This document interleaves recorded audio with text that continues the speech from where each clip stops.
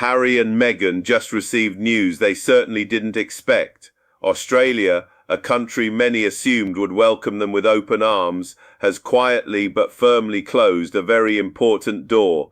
New details are emerging that are not just embarrassing, they're the kind of details that raise serious questions about what Harry and Meghan's future actually looks like. But now, behind the scenes, an emergency meeting has been called.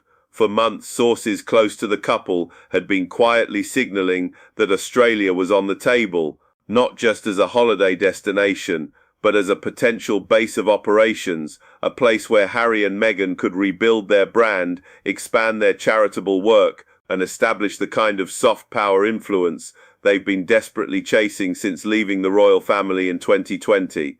The logic on paper made sense. Australia is a Commonwealth nation with a broadly progressive public, a media landscape hungry for celebrity, and a long-standing cultural fascination with the royals. But then something shifted. Behind closed doors, Australian officials, including figures at the highest levels of government, began raising serious concerns, not about Harry and Meghan as individuals necessarily, but about what their presence would mean politically. Australia is currently navigating a deeply sensitive moment in its relationship with the monarchy. The Republic debate, the question of whether Australia should sever its formal ties to the British Crown, has been quietly gaining momentum, and here is where it gets complicated. Having Harry and Meghan arrive on Australian soil, positioning themselves as a kind of shadow royal presence, was seen by several senior figures as politically toxic. On one side, royalists would object to the couple, who effectively walked away from the institution being granted a platform there. On the other side, Republicans would resent the implicit endorsement of monarchical celebrity culture at precisely the moment they are trying to move past it. Harry and Meghan, in other words, managed to unite two completely opposing political camps against them. That is not an easy thing to do, but there is more. Sources familiar with the conversations told reporters that Australian officials were also privately concerned about the couple's track record with host nations. The Netflix deal, the Spotify deal, the memoir. Each of these ventures had promised one thing and delivered another, at least in the eyes of those doing the quiet due diligence in Canberra. There was a sense, according to insiders, that inviting Harry and Meghan in would mean inviting a media storm that Australia simply did not need right now. And so, with very little fanfare and no public announcement, the door was closed. Harry and Meghan were not coming to Australia, not on the terms they had hoped for, not yet, possibly not at all. But here is where the story takes a turn that nobody in the Sussex camp could have anticipated, because the rejection itself was damaging enough. What followed was worse. Details began leaking, specific, sourced, and deeply unflattering details about exactly how the Australian conversations had unfolded, and those details were never supposed to reach the public. The first detail that emerged was this: Harry and Meghan had not simply expressed a passive interest in Australia. According to sources briefed on the matter, the couple had been actively lobbying, through intermediaries, for a formal reception, not a private visit. A reception, the kind that would require government involvement, public resources, and the implicit endorsement of the Australian state. That request, sources say, was met with what one official reportedly described as polite but firm resistance. But it didn't stop there. A second detail emerged shortly after, and this one was considerably more embarrassing. It related to a specific ask that had been made regarding accommodations and security arrangements. The couple had reportedly requested a level of provision that, according to sources inside the Australian government, was more in line with a visiting head of state than a private individual. Think about that for a moment. Harry and Meghan are no longer working royals. They stepped back from those roles in 2020. They have repeatedly and publicly emphasized their desire to live as private citizens, free from the constraints of the institution. But then the requests, security, logistics, formal reception told a very different story. There was, according to one source, a significant gap between the public messaging and the private asks. And that gap is precisely what leaked. A third detail, perhaps the most striking of all, concerns what happened when the initial resistance became clear. Rather than gracefully stepping back, sources say the couple's team pushed. There were follow-up communications. There were attempts to reframe the ask. There were suggestions, reportedly, that the visit could be tied to charitable work, a framing that, insiders say, was seen as an attempt to give the request a legitimacy it otherwise lacked. None of it worked, and all of it leaked. Now royal commentators and Australian media figures are asking the same question. How did a couple so obsessed with controlling their own narrative allow this much sensitive information to escape into the public domain? The answer, some believe, lies in the sheer number of intermediaries involved. When you are operating through layers of representatives, fixers, and informal contacts, as Harry and Meghan reportedly were in this case, the chain of confidentiality becomes very difficult to maintain. Someone talked, possibly several people talked, and the result is a story that has landed in exactly the way the Sussex communications team would have dreaded most, not as a clean rejection they could reframe or spin, but as a detailed, sourced and credible account of a couple who overreached and got caught doing it. That is precisely why an emergency meeting was called, not a scheduled strategy session, not a routine check-in with their communications team. An emergency meeting, the kind that gets called when something has gone wrong faster than anyone expected, and the damage control needs to begin immediately. What exactly was discussed in that meeting is not fully known, but sources familiar with the couple's inner circle have given enough detail to piece together the broad shape of what is happening behind the scenes. The first priority, reportedly, was identifying the source of the leaks. This is standard crisis management. Before you can control a story, you need to understand how it got out. And in this case, that process has apparently created significant internal tension, because the finger-pointing has already begun. Different members of the Sussex team are reportedly pointing in different directions, some toward Australian contacts, some toward intermediaries who were brought in specifically for this approach, and some, according to one source, toward people much closer to home. That internal friction is itself a problem, because when a team starts to fracture under pressure, the leaks rarely stop, they tend to get worse. The second priority discussed in the meeting, sources say, was narrative repositioning. How do Harry and Meghan get ahead of a story that is already running away from them? The options reportedly on the table included a carefully timed piece of positive press, a charitable initiative, a public appearance, something that would give the media a different story to chase. But there is a problem with that approach too. Every time Harry and Meghan have attempted to pivot the narrative in recent months, the pivot itself has become the story. The media is no longer simply reporting what they do, it is reporting the strategy behind what they do, and that level of scrutiny makes it extraordinarily difficult to execute a clean redirect. The third issue discussed, and perhaps the most consequential, reportedly concerned their broader international strategy. Australia was not an isolated attempt. It was part of a larger push to establish Harry and Meghan as globally relevant figures, independent of the British royal family, independent of the American celebrity circuit that has not fully embraced them, and capable of operating on a genuinely international stage. That strategy is now in serious trouble, because the Australian rejection and the manner in which it has become public sends a signal to every other potential partner, host nation, or institutional ally watching from the sidelines. The signal is this: working with Harry and Meghan carries risk, not just reputational risk, operational risk, the risk that private conversations will become public, the risk that asks will exceed what is reasonable, the risk that the couple's internal dysfunction will spill into your own institutional lap. That is a very difficult signal to walk back, and inside that emergency meeting, sources say, there was a growing recognition of just how serious the situation has become. This is not a single bad news cycle. This is a pattern, and patterns, once established, are very hard to break.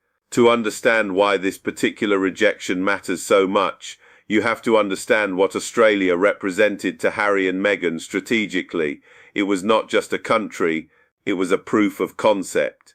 Since stepping back from royal duties, the couple have been engaged in a long and not always successful search for a model that works, a way of being famous, influential, and financially sustainable without the infrastructure of the monarchy behind them, and without fully committing to the Hollywood machine that has never quite accepted them as one of its own. Australia, in theory, offered something different, a Commonwealth connection that gave Harry a residual sense of institutional legitimacy, a public that was broadly sympathetic without being obsessive in the way British audiences can be, a media environment where they might for once control the terms of engagement. But then the rejection arrived, and with it came a realization that is genuinely uncomfortable for the couple and their team. The Commonwealth, the network of nations that Harry in particular has repeatedly invoked as part of his identity and purpose, is not a natural home for them. It is, in fact, a space where the politics of their departure from the royal family are most acutely felt. Because Commonwealth nations have a complicated relationship with the monarchy, some are moving toward republicanism, some remain deeply attached to the crown, but almost all of them are navigating that question carefully, institutionally, and with considerable sensitivity to optics. And Harry and Meghan, a couple who left the institution dramatically, wrote a memoir detailing its failures, and have repeatedly spoken critically about the family at its center, are not a neutral presence in that landscape. They are, whether they intend to be or not, a destabilizing one. There is also a personal dimension to this rejection that should not be overlooked. Australia was one of the stops on Harry and Meghan's hugely celebrated 2018 royal tour, the tour during which Meghan announced her first pregnancy, the tour that generated some of the most positive press coverage of their time as working royals. For Harry in particular, Australia carries emotional weight. It represents a moment when everything seemed possible, when the public loved them, the institution supported them, and the future felt open. To be rejected by that same country, quietly, firmly, and now very publicly, is not just a strategic blow, it is a deeply personal one. And sources say that personal dimension is very much present in the conversations happening behind closed doors right now. While Harry and Meghan scramble, the royal family has done something very deliberate: just silence. And in the world of royal communications, silence is rarely the absence of a message. It is usually the message itself. To understand what that silence means, you have to understand how the palace has been operating in recent years, particularly in relation to Harry and Meghan. In the early days after the Sussexes announcement, the institution was reactive. Statements were issued, sources were briefed. There was a visible effort to manage the narrative in real time, but that approach, insiders say, was quietly abandoned because it wasn't working. Every time the palace responded to Harry and Meghan, it gave the story oxygen. It created a back-and-forth dynamic that kept both sides in the headlines simultaneously, and that was not in the institution's interest. So the strategy shifted. The new approach, and it has been remarkably consistent, is to let Harry and Meghan's story develop on its own terms, without royal intervention, and to trust that the couple's own decisions will eventually speak for themselves. The Australian rejection is being watched, therefore, not with panic inside the palace, but with something closer to quiet vindication, because this is precisely what senior royal advisors have been predicting, privately, for several years, that without the infrastructure of the monarchy, the logistical support, the institutional credibility, the centuries of soft power, Harry and Meghan would find the international stage considerably harder to navigate than they anticipated. But there is another layer to the palace's silence that is worth examining. King Charles is currently in a delicate position regarding his son. The relationship between father and son remains strained. That much is well documented. But Charles has also, according to sources familiar with his thinking, never fully closed the door on some form of reconciliation.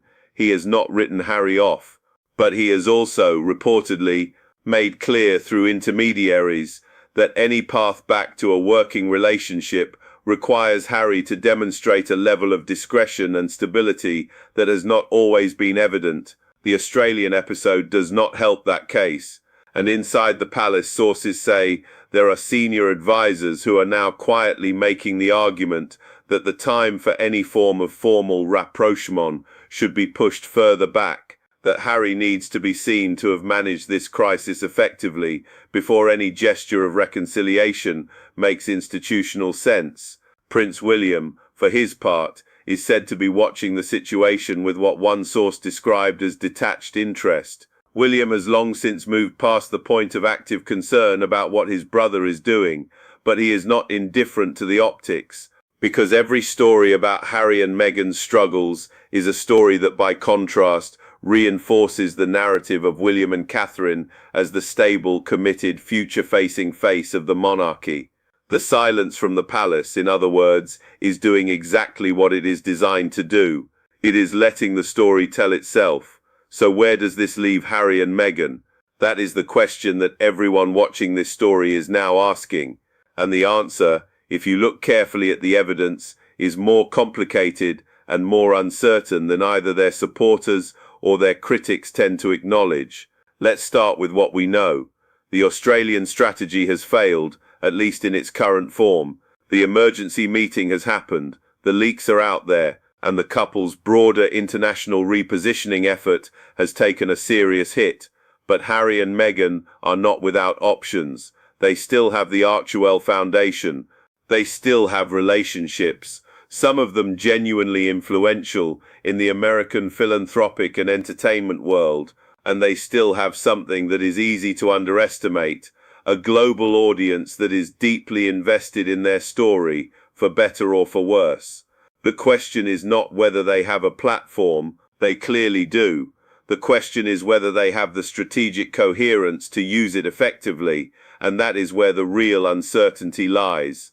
Because the pattern of recent years, the deals that under-delivered, the strategies that leaked, the internal friction that spilled into public view, suggests a couple who are not always well served by the team around them. Some advisors close to the situation have reportedly begun raising this issue more directly. The argument, according to sources, is that Harry and Meghan need a fundamental reset, not just of their strategy, but of the infrastructure around them. New advisors, new intermediaries, a more disciplined approach to what gets discussed, with whom, and through how many layers of representation. Whether that reset actually happens is another question entirely. Because Harry and Meghan have been here before. There have been previous moments after the Oprah interview, after the Netflix documentary, after the memoir, where a reset seemed imminent, where sources suggested that a new chapter was beginning, but then the old patterns reasserted themselves. And the question now is whether the Australian rejection and the embarrassing public detail that followed it is finally the moment that forces a genuine and lasting change. There is also the question of the royal family, because whatever Harry and Meghan's next move turns out to be, it will be shaped, whether they like it or not, by their relationship to the institution they left. That relationship is not over. It is not resolved. It is not even in any meaningful sense stable. And until it is, until there is some form of clarity about where Harry stands in relation to his family, his country, and his former role, every international venture he and Meghan attempt will carry the weight of that unresolved question. Australia felt that weight. Other nations will too. So what do you think? Is there still a path forward for Harry and Meghan on the international stage, or has this rejection revealed something more fundamental about the limits of their position? And do you think the royal family's silence is the right response, or are they missing an opportunity to bring Harry back into the fold before the distance becomes permanent? Let us know in the comments below. And if you want to stay across every development in this story as it unfolds, make sure you are subscribed